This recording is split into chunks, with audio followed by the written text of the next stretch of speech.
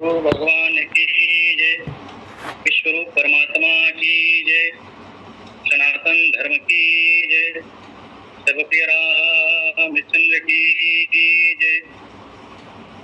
सो अस्तित्वकार हरिच्छा पर है तुही, देवा भाति शु नर्मदा भगवती क्षेत्रज्ञ पारायहि। ईश्वर जीव ब्रह्म रचना मानी निजानंद से, आनंद ही विश्वरूप लखिके फोटो सदा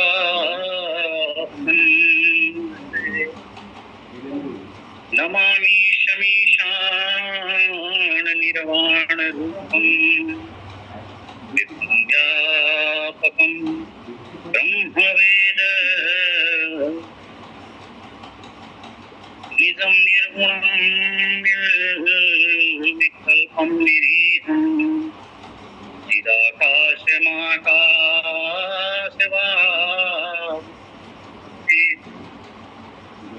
सद्गुरु भगवान की जय।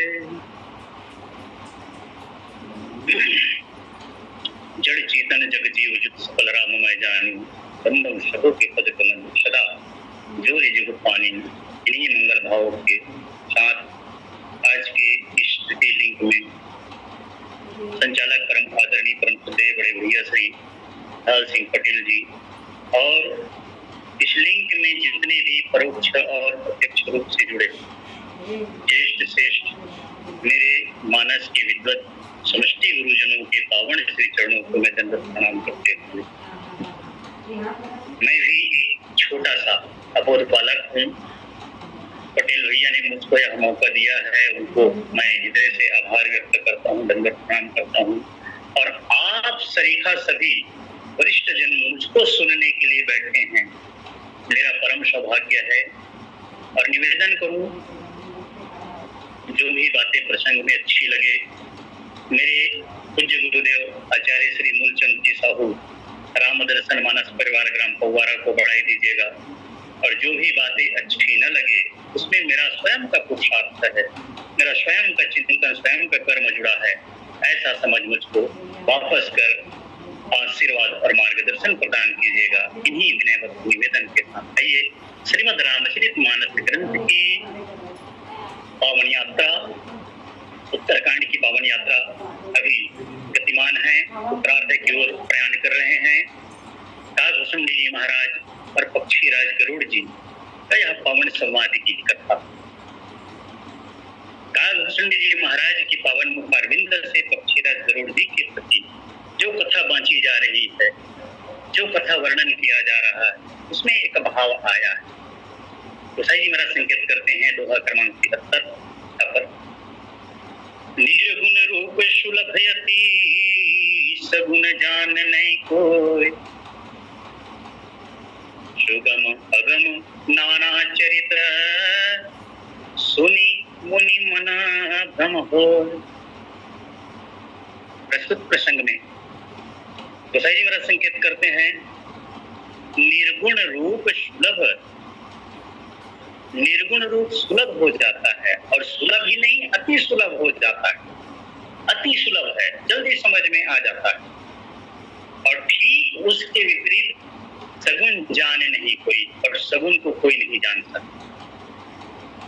और आज सुगम अगम नाना चरित, सगुण भगवान के नाना प्रकार के चरित्रों को देख करके बड़े बड़े यति रति तपस्वी योगी राजाधिराज महाराज मनुष्यों के, विद्वानों के, मुनियों की मति भी भ्रमित हो जाती। यह भाव, आइए इस पर थोड़ा सा प्रयास करें। गुरु प्रसाद वितरित करूं आप सबके श्री चरणों में। निवेदन है, निर्गुण रूप सुलभ अति सगुण जान नहीं कोई। पार ब्रह्म परमेश्वर परमपिता परमात्मा को जानने के दो विग्रह है, दो विभाग है। एक सगुण ब्रह्म और दूसरा निर्गुण ब्रह्म। वस्तुतः परमात्मा सिर्फ एक है, ब्रह्म एक है, एको अहम द्वितीयो नास्ति। ब्रह्म एक है, दो नहीं है, लेकिन उस एक ब्रह्म को, एक परमात्मा को जानने के लिए दो विभाग जो बनाया गया है, उसमें पहला विभाग है सगुण ब्रह्म, दूसरा विभाग है निर्गुण ब्रह्म। और ये दोनों विभाग जहां पर जाकर के लय हो जाते हैं, जहां मिल जाते हैं, उसको पुरुषोत्तम ब्रह्म कहते हैं। वो पुरुषोत्तम ब्रह्म है। और तीनों जब मिल जाता है, तीनों मिलकर के जब एक हो जाता है, वो परमात्मा है, वो ब्रह्म, वो एको अहम द्वितीयो नास्ति का भाव वहां पर दिखी। जैसे गोसाई जी महाराज कवितावली की किसी पंक्ति में संकेत करते हैं, विनय पत्रिका की किसी पंक्ति में संकेत करते हैं, कोई कह झूठ सत्य कह को जुगल प्रबल को माने, तुलसीदास परिहरे तीन भ्रम सो अपना पहचाने। तीन प्रकार की जो भाव है, सगुण निर्गुण नाम, ये मानस की तथ्य है। श्रीमद् भगवद गीता इसी को क्षर अक्षर पुरुषोत्तम कहा है। श्रीमद् भगवद गीता कहती है द्वाविमो पुरुष के दो भाग है, पुरुष के दो विभाग, द्वाविमो पुरुषे लोके क्षराश्चर एवच क्षरः सर्वभूतानि कुटस्थो अक्षर उच्यते। सर्वभूतों को उन्होंने क्षर कहा है, सर्वभूतों को उन्होंने साकार कहा है, सर्वभूतों को उन्होंने सगुण कहा है। और उन्हीं सर्वभूतों में जो ऊपर नीचे दाएं बाएं अगल बगल अंतःकरण में बाह्यकरण में भी कुटस्थ है, जो भी कुटस्थ है उसको क्या कहा है, उसको अक्षर कहा है, निर्गुण कहा। अब निवेदन करूं आप सभी के श्री चरणों में कि भ्रम का भाव उत्पन्न कब से हुआ है, भ्रम कैसे हो जाता है। तो जीव जानने के लिए तो चलता है, जानने के लिए चलता है, लेकिन जानते जानते वह एक पक्ष को पकड़ता है, दूसरे पक्ष को छोड़ देता है, या दूसरे पक्ष को समझ नहीं पाता है ना, या अपने आप को सगुण साकारवादी कहने लगता है, या अपने आप को निर्गुण निराकारवादी कहने लगता है। भ्रम का कारण वही है, दूसरा कुछ नहीं, वहीं से भ्रम होता है। जिस दिन से परमात्मा को दो ब्रह्म के रूप में देखना शुरू कर दिए, अगुण सगुण दो ब्रह्म स्वरूप, परमात्मा को दो ब्रह्म के रूप में देखना शुरू कर दिए, उसी दिन से भ्रम की अंतःकरण में अंकुर फूट गया। भ्रम का अंकुर उसी दिन से फूटा है। वही भ्रम है, दो देखना ही भ्रम है। यद्यपि ब्रह्म एक है, सिर्फ एको अहम द्वितीयो नास्ति। और वह एक ब्रह्म कैसे है, बोले अस्ति इति ब्रह्म संतमेनं तत्त्वं विदुः। हमारे विद्वान लोग, हमारे ब्रह्म लोग हम सबको यही बोध कराते हैं, सदगुरु तत्वदर्शी सदगुरु हमको यही बोध कराते हैं, यही जानकारी देते हैं कि भैया ब्रह्म एक है। अब ब्रह्म कैसा है, तो अस्ति इति ब्रह्म है, ही ब्रह्म है ही, अस्ति मतलब है और है ही ब्रह्म है। ऐसा कौन जनाते हैं, तो बोले हमारे संत लोग जनाते हैं। मानस की पंक्ति भी कहती है, व्यापक ब्रह्म निरंजन निर्गुण नाम न रूप, है ना। और यहाँ तक भी कह दिया कि ब्रह्म जो व्यापक विरज अज कल निहय भेद। बहुत सारी बातें आती हैं, राम ब्रह्म व्यापक जगजन, ब्रह्म के संबंध में बहुत सारी बातें हैं, लेकिन वस्तुतः उस ब्रह्म को जानने के लिए जो दो विभाग और जो दोनों विभाग तीसरा जहां पर लय हो जाता है, वो तीन विभाग वास्तव में है क्या, और उसके चरित्र को देख करके भ्रमित क्यों हो जाते हैं। क्योंकि चरित्र राम के सगुण भवानी, जड़ मोह ही बुद्ध हो ही सुखारी कहा है।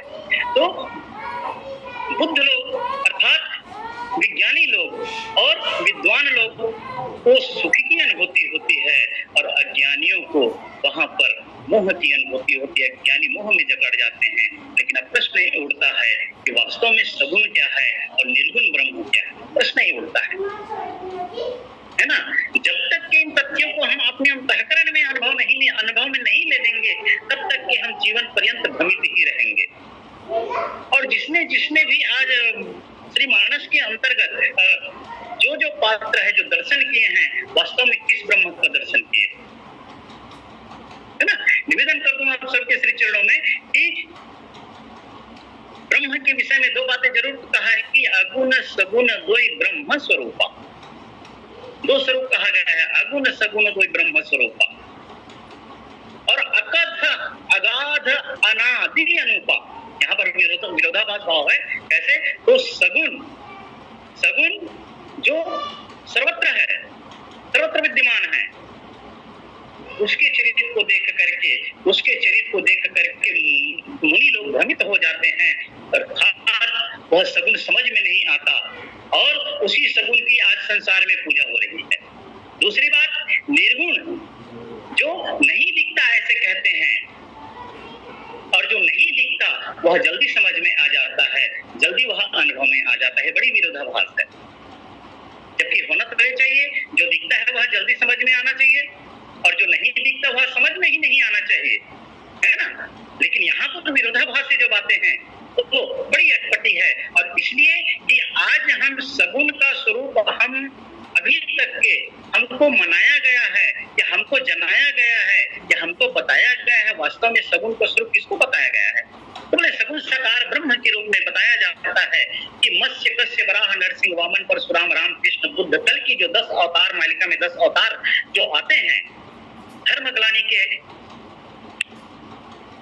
हनन करने के लिए और धर्म के संरक्षण करने के लिए, धर्म की स्थापना करने के लिए जो 10 अवतार आते हैं, वस्तुतः हमको उन्हीं को सगुण साकार का प्रतिनिधित्व करते हैं, लेकिन उन्हीं को सगुण साकार का मूर्त रूप मनवा दिया गया है। अपितु मैं निवेदन करूं आप सभी के श्री चरणों में कि 10 अवतार जो आते हैं मत्स्य कस्य वराह नरसिंह वामन परशुराम राम कृष्ण बुद्ध कल्कि के रूप में, वो विराट सगुण का, विराट विश्व विराट अनंत अखंड सगुण का तेजांश है। वो तेजांश है, वह पूर्ण सगुण नहीं है, वो विश्व विराट सगुण साकार का तेजांश है। और सगुण कहते किसको हैं? तो जिसमें गुण हो उसको सगुण कहते हैं, और जो आकार वाले हो उसको साकार कहते हैं। किसी ने बहुत सुंदर बात कहा, यह सगुण कहेंगे किसको? और सगुण को पहले कहने का तात्पर्य है कि निर्गुण है ना, निर्गुण पहले आया है, निर्गुण रूप सुलभ है। लेकिन मैं सगुण का विस्तार आप सबके सामने में पहले रख रहा हूं, आप सबके समक्ष में। तो सगुण कहते किसको है? यत् वर्तमानः सः आकारः साकारः, जो वर्तमान में आकार वाला है, जो आकार से निहित है, जो आकारमय है, वही साकार है। जैसे निवेदन करूं, इस वस्तु का एक अपना आकार है, यत् वर्तमानः सः आकारः साकारः, जो अपना आकार वाला है वह साकार है। और इसी वस्तु में सगुण की यदि बात करें तो जो यत् वर्तमानः गुण नहीं है, इसमें 8 गुण है। श्रीमद् भगवद गीता भी इस बात को कहती है, दुर्गा सप्तशती भी कहती है, कबीर साहिब जी भी कहते हैं, जिसमें 8 गुण हो, 8 गुणमय है, वो क्या है? तो बोले वही सगुण है। कैसे? भूमि निरापो अन्लोकम वायु मनो बुद्धि रेव च अहंकार इतियम में भिन्न प्रकृति अष्टधा, 5 तत्व और 3 गुण का समावेश विश्व के हर एक वस्तु में है। इसलिए यह सगुण है। 5 तत्व 3 गुण हर एक वस्तु में है। इसका अपना आकार है, इसलिए यह साकार है। इस वस्तु का अपना आकार है, इसलिए यह साकार है। इस वस्तु का अपना आकार है, इसलिए यह साकार है। इस वस्तु का अपना आकार है, इसलिए यह साकार है।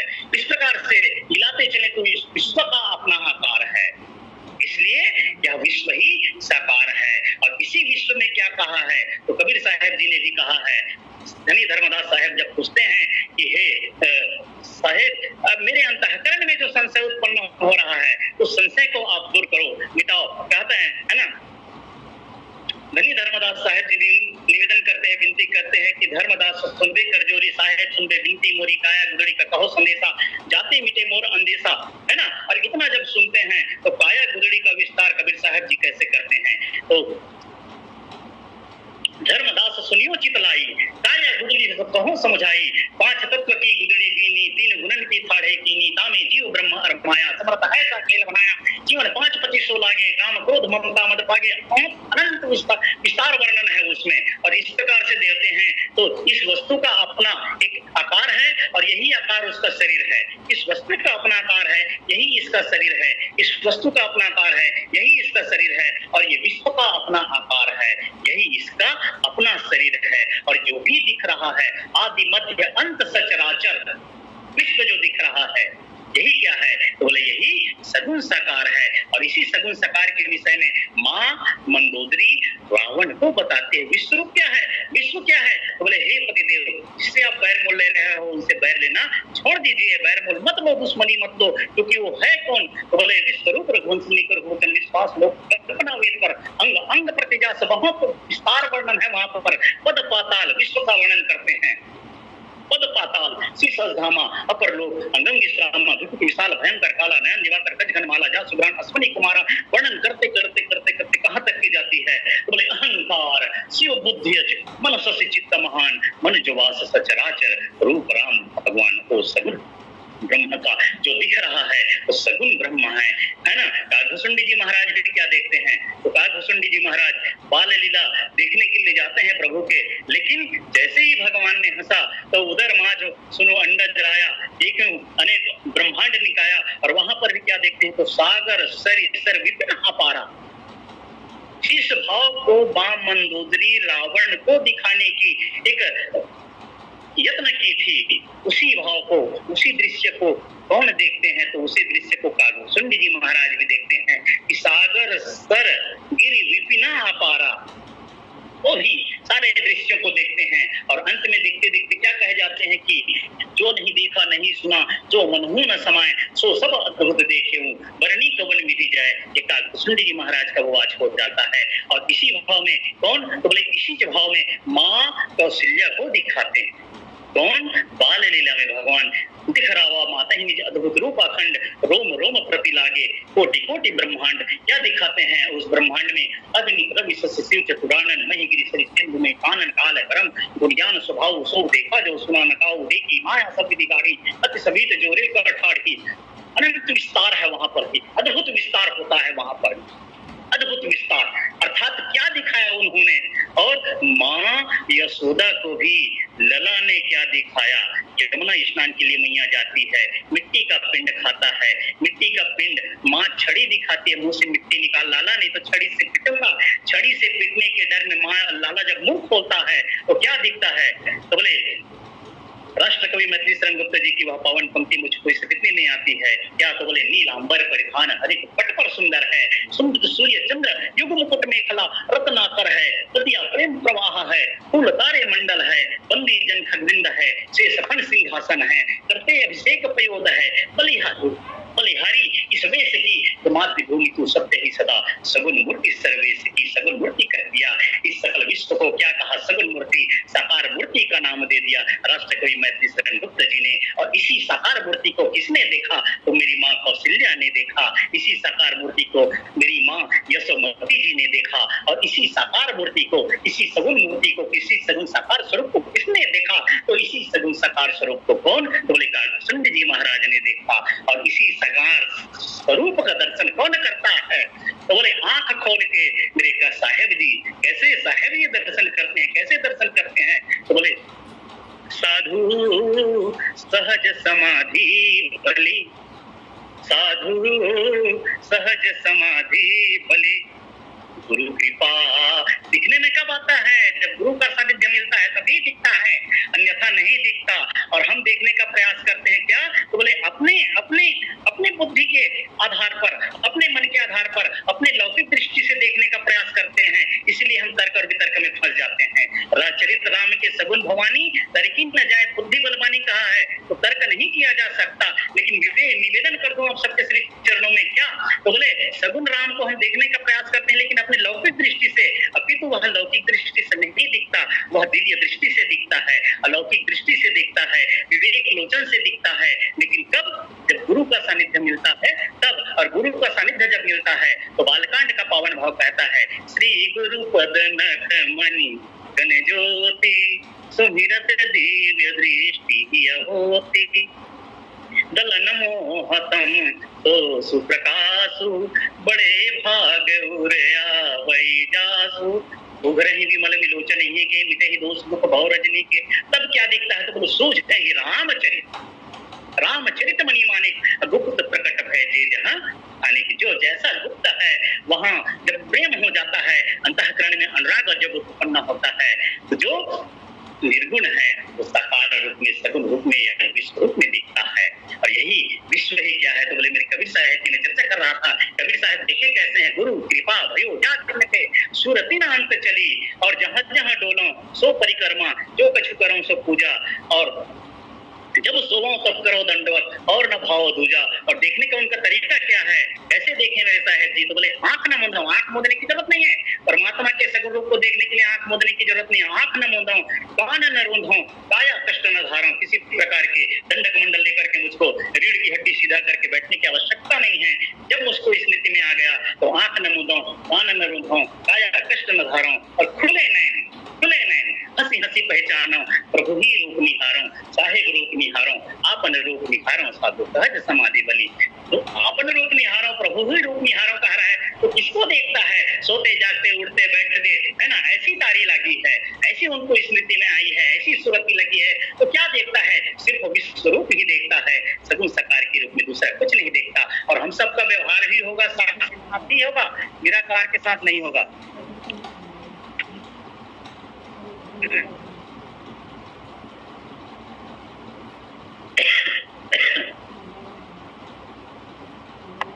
वीडियो चालू करने का समझ चाहूंगा, कॉल आ गया था। बोलिए सदगुरु भगवान की जय। तो हम सबका व्यवहार भी होगा, वो सगुण के साथ में होगा, निर्गुण के साथ में नहीं होगा। लेकिन सगुण के साथ निर्गुण भी उसमें शामिल है, और निर्गुण के साथ सगुण और निर्गुण अगुण सगुण तो ब्रह्म स्वरूप अगत अगाध अनादि अनुपादो स्वरूप बताया है। लेकिन निवेदन कर दो, दोनों में कोई भेद नहीं है। पहले तो हमने सगुण को देखा विश्वरूप में, और सगुण को श्रीमद् भगवद गीता में क्या कहा है? क्षर कहा है, क्षर। और क्षर मतलब क्षरण होने वाला, और क्षरण का मतलब नाश नहीं, क्षरण का मतलब परिवर्तन से है। और संसार क्या है? तो बोले संसार का है ना, अकाट्य नियम है परिवर्तन होना। अनवरत परिवर्तन हो रहा है, जब से सृष्टि का उदय हुआ है, जब से सृष्टि का जन्म हुआ है, संस्थापना हुआ है, तब से अनंत परिवर्तन, और यह परिवर्तन अविरल गति से चल रहा है, निर्बाध गति से परिवर्तन चल रहा है। और यही निर्बाध गति से जो परिवर्तन हो रहा है वही क्षर है, वही क्षर है। और इसी निर्बाध गति से जो परिवर्तन सरकते जा रहा है, जो परिवर्तन हो रहा है, उसी में जो क्या है? तो बोले उसी में कुटस्थ है। और कुटस्थ कैसे? उसी में व्याप्त है, व्यापक, व्याप्य, अनंत, अखंड, अखिल, अमोघ शक्ति भगवंता, जो जिसमें व्याप्त है, इस वस्तु में ये व्यापक है, ये वस्तु व्यापक है। और जो व्यापक है वह क्या है? तो बोले वही सगुण साकार है।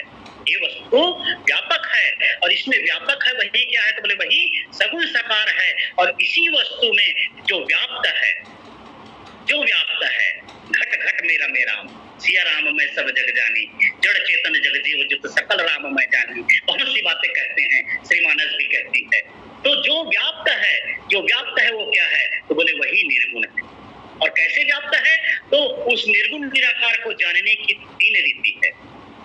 उस निर्गुण निराकार को जानने की तीन रीति है, जो कि कैसे तीन रीति? तो बोले अस्थि, भांति और प्रिय। अस्थि, भांति और प्रिय। और अस्थि, भांति, प्रिय कैसे? तो बोले जो दिख रहा है तब दिख रहा है। अस्थि, अस्थि मतलब है, और है तब दिख रहा है। और भांति मतलब दिखना, अस्थि यानी है, और भांति मतलब दिखना, तो है तब दिख रहा है। लेकिन दिख रहा है तो कैसे दिख रहा है? तो ये वस्तु की प्रीता हमको दिख दी। कैसे? तो ये वस्तु, ये डस्टर है, मेरे हाथ में डस्टर है, मैं कॉलेज में बैठ करके आप सबसे चर्चा कर रहा हूँ, ये डस्टर है। ये डस्टर की प्रीता हमको किस लिए प्रिय है? तो ब्लैक बोर्ड में लिखे हुए, चाक से लिखे हुए शब्दों को मिटाने के लिए प्रिय है, उसकी प्रियता। ये पेन कॉपी में लिखने के लिए प्रिय है, ये रुमाल हमको मुंह पोंछने के लिए प्रिय है, ये डिब्बा किसी वस्तु को रखने के लिए प्रिय है, ये कॉपी है, अस्थि, भांति दिख रहा है और प्रिय रूप में दिख रहा है। तो कैसे प्रिय है? तो लिखने के लिए, और पुस्तक हो तो पढ़ने के लिए प्रिय है। इसी प्रकार इससे विश्व का हर वस्तु, दृढ़ से लेकर के आदि पर्यंत तक हर एक वस्तु कैसा है? तो हर वस्तु जो है हमको अस्थि, भांति और प्रिय, ये तीन भाव में हमको दिखता है। और वही प्रीता क्या है? तो बोले वही निर्गुण निराकार है, जो कभी समाप्त नहीं होता, एक रस रहता है।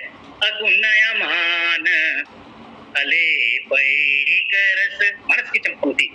अगुणयमान अलेपैक रस, सगुण भय प्रभु भगत प्रेम बस। लेकिन वही निर्गुण निराकार परमात्मा जो है, सगुण कैसे होते हैं? सगुण कब होते हैं? वो तो हरि व्यापक है, हरि व्यापक, सर्वत्र समाना, प्रेम से प्रकट हो ही मैं जाना, कण कण में तृण से लेकर के आदि पर्यंत तक में भगवान कृष्ण भी कहते हैं कि कण कण में भगवान है। सबने कह दिया, जर्रे जर्रे में खुदा का वास है, कुरान कह देता है, बाइबिल कहती है all is one, god is one, है ना, all is god, god is all. हर जितने भी हमारे महापुरुष हुए हैं सबने एक ही बात कहा है, परमात्मा सिर्फ एक है। लेकिन वह अस्थि भांति प्रिय के रूप में दिख रहा है, लेकिन हमको प्रिय कैसे है? तो वस्तु की उपयोगिता ही हमारे अंतःकरण में प्रियता के भाव को जगाती है। कभी कभी जो वस्तु हमको त्यागने के लिए प्रिय हो जाता है, हमको त्यागने में अच्छा लगता है, वही वस्तु किसी अन्य जीवों को ग्रहण करने के लिए अच्छा लग जाता है, उसके लिए प्रिय हो जाता है। अर्थात विश्व के हर एक वस्तु में अस्थि भांति प्रिय निर्गुण निराकार का भाव तटस्थ है, कुटस्थ है, जो कभी कम नहीं होता, कभी कम नहीं होता। कोई वस्तु मेरे उपयोगी नहीं है, लेकिन मेरे पड़ोसी के लिए उपयोगी है। इस प्रकार से हर एक वस्तु की उपयोगिता इस धराधाम पर है, और वही क्या है? तो बोले वही निर्गुण निराकार का भाव है। और जो हम कह रहे थे कि सगुण साकार में ही निर्गुण निराकार है, आज लोग कहाँ कहाँ खोजते हैं परमात्मा को, कहाँ कहाँ खोजते हैं। नव बुद्ध अवतार नारायण भगवान मायानंद चैतन्य जी ने तो यहाँ तक कह दिया कि भैया सगुण बिना निर्गुण लखी ना पड़े, जब तक के सगुण को नहीं जानोगे तब तक के निर्गुण समझ में आने वाला ही नहीं है। लेकिन यहाँ पर गोसाई जी महाराज ने कहा है कि निर्गुण को सुलभति सगुण न जान सगुण न कोई, है ना, सगुण जाना नहीं कोई, यहाँ तक के कहा है। तो निर्गुण समझ में आता है, लेकिन कैसे समझ में निर्गुण समझ में कहाँ तक के आता है? तो बोले सिर्फ शब्दों में समझ में आता है, अनुभव में अभी तक के नहीं आया है। और अनुभव में जिस दिन आ जाएगा ना, उस दिन सबसे पहले तो सगुण अनुभव में आएगा, और सगुण अनुभव में आएगा तो फिर निर्गुण अनुभव में आएगा, और सगुण जब अनुभव में आएगा तो उसके चरित्र को देख करके कोई भ्रमित नहीं होंगे। और आज मानस में देखते हैं कि ब्रह्म के विषय में 4 बातें विशेष रूप से आती है। ब्रह्म के विषय में 4 बातें आती है। कौन सी? ब्रह्म की इतिहास, ब्रह्म की चरित्र, ब्रह्म की लीला और ब्रह्म की कथा। ब्रह्म की इतिहास पहला, एक राम अवधेश को मारा, ये इतिहास हो गया। दिनकर चरित विधि संसारा, चरित हो गया। तीसरा नारी विरह दुख लहू पाराय, लीला की बातें हो गई। लेकिन चौथी जो बात है उसको कथा कहा है। और कथा कैसा है? तो बोले कथा राम के गुण, श्रोता वक्ता ज्ञान निधि कथा राम के गुण। और इस गुण तत्व को जो जनाता है वो सच्चा सद्गुरु होता है, तत्वदर्शी सद्गुरु होता है। और जानने वाला सच्चा सात्विक श्रद्धावान मुमुक्षु जब होगा, सात्विक श्रद्धावान जिज्ञासु जब होगा, तभी वह जान पाएगा। और अंतःकरण में थोड़ा भी कहीं छल कपट रहेगा, थोड़ा भी ईर्ष्या भाव रहेगा, थोड़ा भी कलुषित विचार रहेंगे, तो परमात्मा तत्व को जानने में वह अक्षम हो जाएगा, सक्षम नहीं होगा। और इसलिए कहा है सारा विश्व जो दिख रहा है वो क्या है? बोले विश्व जो दिख रहा है वही सगुण साकार स्वरूप है। और जितना भी है ना विश्व में जो कुटस्थ है, हरि व्यापक सर्वत्र समाना जो कहा है, वही हरि जो व्याप्त है वो क्या है? तो बोले वही निर्गुण निराकार है। और इसको एक भाव में और कहते हैं कि एक अनीह रूप अनामा अज सच्चिदानंद पर धामा व्यापक विश्व रूप भगवाना सोधरि देह चरित्र कितनाना। निर्गुण निराकार के विषय में मैं और कह रहा था कि निर्गुण कहते किसको, निराकार कहते किसको है। आज निर्गुण निराकार के विषय में आज हम सुनते आए हैं अभी तक के कि निर्गुण कुछ करता धरता नहीं है, निर्गुण का कुछ काम नहीं होता, निर्गुण दिखता नहीं है। तो मेरे भैया निर्गुण जो दिखता नहीं है उसको हम कैसे मानते हैं? सबसे बड़े प्रश्न तो है, जो दिखता नहीं है उसको हमने कैसे स्वीकार कर लिया? और जो दिखता है उसको हम स्वीकार नहीं कर रहे हैं। सगुण न जाने सगुण जान नहीं कोई, सगुण जो दिखता है उसको हम जान नहीं पा रहे हैं, समझ नहीं पा रहे हैं, स्वीकार नहीं कर पा रहे हैं। और निर्गुण जो दिखता नहीं है कह रहे हैं, उसको हमने समझ लिया। ये बड़ी विचित्रता वाली बात है ना। लेकिन प्रश्न ये उठता है कि निर्गुण के विषय में जो कहा जाता है, मानस में जो बातें आई है, लोग कहते हैं कि निर्गुण कुछ नहीं करता, निर्गुण कुछ नहीं करता। लेकिन मानस में गोसाई जी महाराज ने कहा है क्या? तो बोले भैया निर्गुण सब कुछ करता है। बिनु पद चलय सुनय बिनु काना, निर्गुण का स्वभाव है, निर्गुण के कर्म है। बिनु पद चलय सुनय बिनु काना, है ना। कर बिनु कर्म करे विधि नाना, आनन रहित सकल रस भोगी। बिनु बानी बकता बड़ जोगी, गहई घाण बिनु आस असेता। तन बिनु परस नयन बिनु देखा, अस सब भांति अलौकिक करनी उसकी तो लौकिक करनी भी नहीं है, अलौकिक कार्य है उनके। और लोग कहते हैं कि कुछ नहीं करते, कुछ नहीं करते, निर्गुण कुछ नहीं करता। अरे भैया निर्गुण ही सब कुछ करता है, निर्गुण नहीं करता तो फिर साकार का औचित्य नहीं है निर्गुण के बगैर, है ना। साकार के बगैर निर्गुण का औचित्य नहीं है, निर्गुण के बगैर सगुण का औचित्य नहीं है, और सगुण के बगैर निर्गुण का औचित्य नहीं है। अस सब भांति अलौकिक करनी, महिमा जा सो जाई नहीं वर्णी। ऐसे अवर्णनीय वर्ण महिमा है उनकी, और लोग कहते हैं कि कुछ नहीं करता, कुछ नहीं करता, निष्क्रिय है, निष्क्रिय है। कहते हैं कैसे निष्क्रिय है मेरे भैया, मानस की चपाई सब कुछ करा रही है निर्गुण निराकार ब्रह्म से, और हम कहते हैं कुछ नहीं करता करके। लेकिन निवेदन कर दो आप सबके श्री चरणों में, आज ब्रह्म को कहाँ कहाँ खोजते लोग, है ना। जोगी गुफा में खोजत बैठे, अमृत पान विचारा, पान की क्रिया कौन लगे यह, मन में नहीं उजियारा। और क्या क्या विधि करते हैं परमात्मा को देखने के लिए, सगुण ब्रह्म निर्गुण ब्रह्म को देखने के लिए। ध्यान धरे कोई त्राटक करे के, ये बिंदु लिख मारा, जो बिंदु देखत नहीं जानत, उसका सकल पसारा। उसी का तो सकल पसारा है ना। और यहाँ तक के जपी तपी सन्यासी भटके शब्द ही अलग पुकारा, लख और वो लख भेद नहीं जाने, वाको कौन आधारा। साधु है ना, सगुण बिन निर्गुण पंगु विचारा। सगुण बिना निर्गुण जो है पंगु है, और निर्गुण के बिना सगुण पंगु है। क्योंकि सगुण का आधार निर्गुण है, और निर्गुण का आधार जहाँ पर निर्गुण ठहरता है वह सगुण है। और इस प्रकार से हम देखते हैं तो भाई सारा संसार ही क्या है, तो बोला सारा संसार 8 अंगों में है।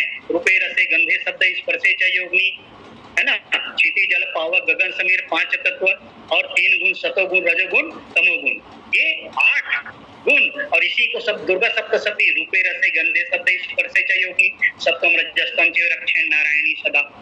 इन्हीं 8 अंगों से सदा सदा ये प्रकृति रूपी सीता माँ हम सबकी रक्षा कर रही है। उद्भव स्थिति संहार कारणी क्लेशहारिणी सर्वश्रेष्ठ सीतायाम नतो हम राम, यही उद्भव दे रही है, यही जन्म दे रही है, यही पालन कर रही है, यही प्रकृति रूपी माँ सीता। और यही पालन करते करते समय के साथ, समय का जब योग आता है तो अपने ही गर्भ में हम सबको लय भी दे देती है। अर्थात उद्भव स्थित संहार ये तीनों क्रिया जो है अनवरत चल रहा है। और यही क्या है, बोले यही सगुण में हो रहा है, क्षर प्रकृति में हो रहा है, उद्भव स्थित संहार सगुण साकार में हो रहा है। अब इन दोनों को एक साथ मिलाने वाला कौन। देखिए भ्रम कहाँ से पड़ गया कि जिस दिन से हमने गोसाई जी महाराज को सगुण साकारवादी कह दिया, और जिस दिन से कबीर साहब को हमने निर्गुण निराकारवादी कह दिया, सबसे बड़ा भ्रम यह है।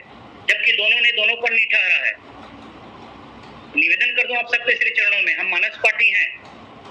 गोसाई जी महाराज सगुण साकारवादी नहीं है, न निर्गुण निराकारवादी हैं।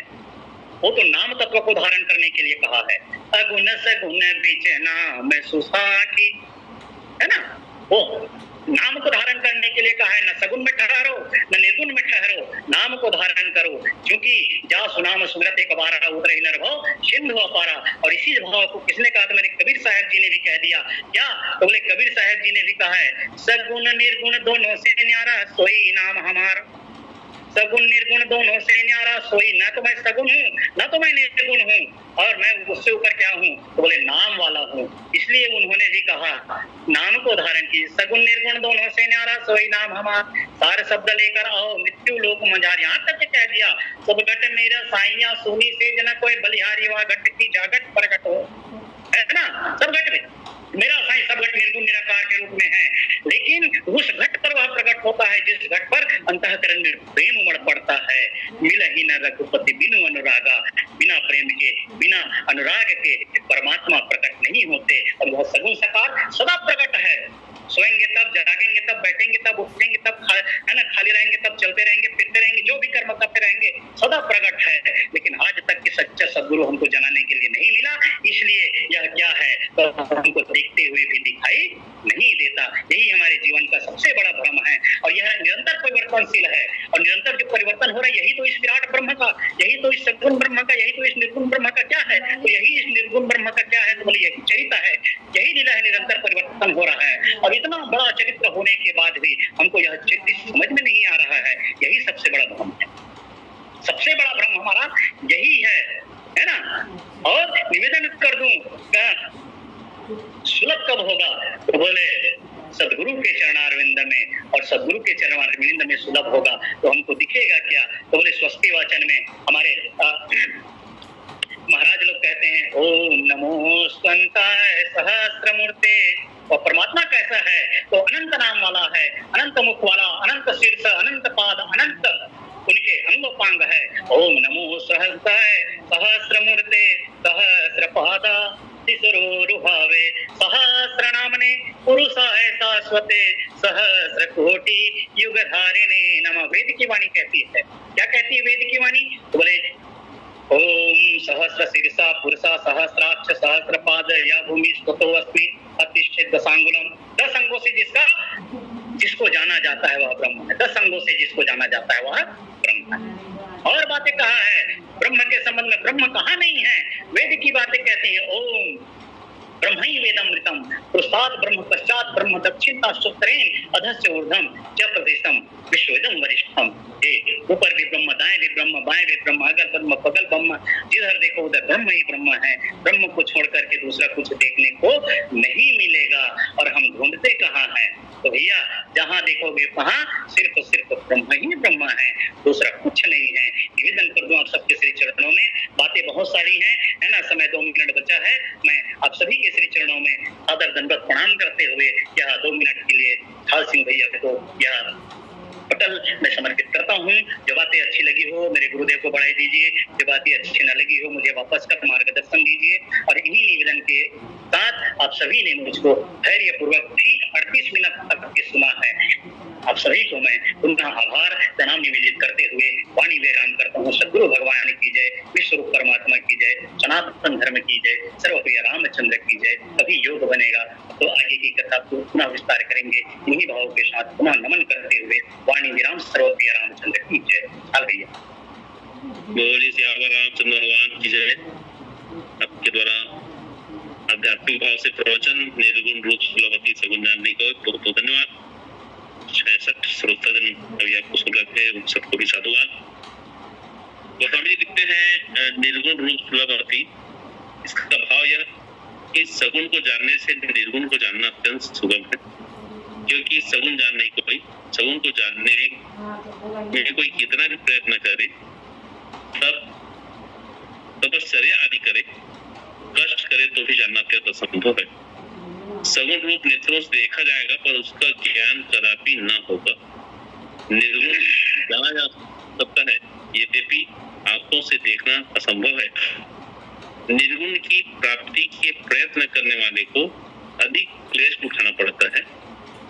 ऐसा जो गीता में कहा गया, जिसकी आप चर्चा कर रहे थे, क्लेशो अधिकतर से उसके ऊपर वचन का विरोध समझना है। सगुण की प्राप्ति से भी निर्गुण की प्राप्ति बहुत कष्ट करने पर होती है। ऐसा मानस में भी कहा है कि ज्ञान अगम प्रत्यु अनेका साधन कठिन न मन मुहूर्ते का करत कष्ट बहु पावई कोई। निर्गुण की प्राप्ति और निर्गुण को जानना दोनों ही एक ही है, क्योंकि प्राप्ति अर्थात जानना, परंतु सगुण की प्राप्ति और सगुण को जानना 2 अलग अलग बातें हैं, दोनों में भिन्नता है। और इसी की चर्चा आपके द्वारा की जा रही थी। आपने तो महत्वपूर्ण समय निकाला अपने कार्य दिवस में होते हुए भी, कर्तव्य कर्म करते हुए भी, इसके लिए आपको पुनश्च साधुवाद। हम सभी तिथि में तो स्वामी जी महाराज के साथ जुड़ेंगे, सभी से निवेदन है जुड़िएगा। और उत्तरकांड गतिमान है, प्रसंग सभी से निवेदन किया जाएगा क्रमशः। आप सभी तैयार रहेंगे, हमारे ज्येष्ठ श्रेष्ठ वक्तागण सभी कथा सुनकर